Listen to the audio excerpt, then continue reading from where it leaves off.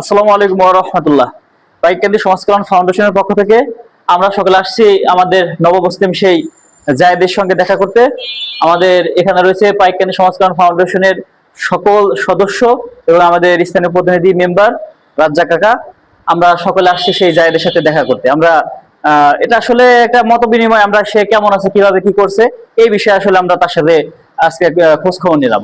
এখন কাকা কিছু বলেন ওই ব্যাপার আসলে আমরা ওর সাথে আসি বা বিসমিল্লাহির রহমানির রহিম।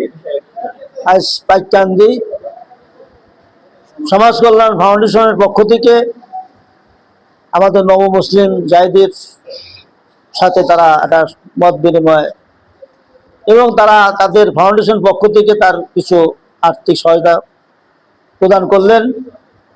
আমি আমার পক্ষ থেকে এই সমাজ কল্যাণ ফাউন্ডেশনকে ধন্যবাদ জানাই এবং কৃতজ্ঞতা জানাই, এবং আমাদের এই জায়েদ যাতে আগামী দিনে সুন্দরভাবে চলাফেরা করতে পারে, সবার সাথে মিলেমিশে থাকতে পারে, আমরা তার খোঁজ খবর নেব, আমরা তার সার্বিক দেখাশোনা করব।